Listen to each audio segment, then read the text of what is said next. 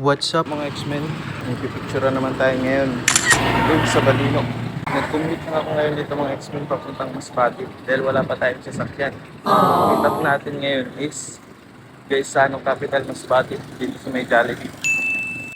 Dito na tayo ngayon mga X-Men sa Gaisano Masbate.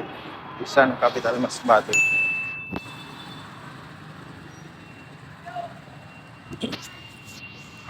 Dumating na mga X-Men yung service natin. Andito na. Papunta na kami ngayon ng Balino.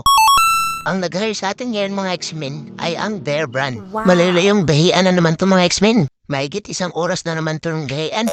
Papunta tayo ngayon sa barangay Batuela, Balino, Masbate. Nandito na tayo mga X-Men sa Batuela Integrated School. Ang gagawin pala natin dito mga X-Men, pipicturean natin ang isang bata na napili nila dahil siya ang napili na bigyan ng award ng Bear Brand. Dahil camera lang yung dala ko, tumulong na rin ako ng magbuhat ng kanilang mga gamit. Sinimulan ko na dito mga X-Men ang pagpicture ng kanyang solo shot.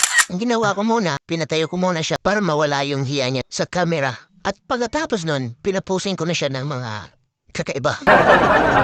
Simple lang talaga, mga X-Men. Yung mga posing nga, look here, look there, look everywhere. Old MacDonald, Dad of Far. Yo. Hindi ko na pala dito mga X-Men na videoan yung mga posing na mga batang matibay. Nakalimutan ko i-transfer yung cellphone para makita nyo. Lumipat kasi kami ng lokasyon, kaya nakalimutan ko.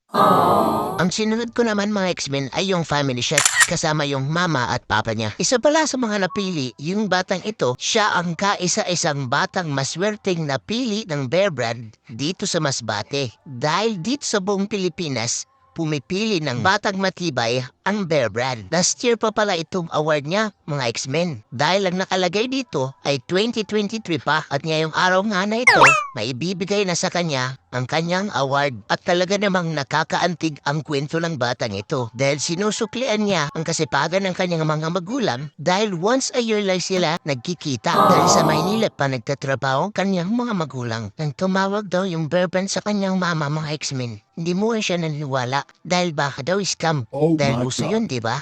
Kaya ang ganawa ng kanyang mama ay tinawagan niya yung advisor na nag-submit ng letter sa Bear Brand. Yun pala, tumawag din sa advisor na yun, ang Bear Brand. At yun na nga, na-confirm na ng kanyang mama na talagang natotoo ang kanyang natanggap na tawag galing sa Bear Brand. At isa sa natanggap ng batang ito ay ang scholarship hanggang kolehiyo sa anumang kurso.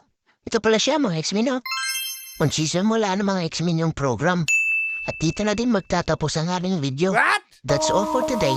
See you next video. Bye-bye!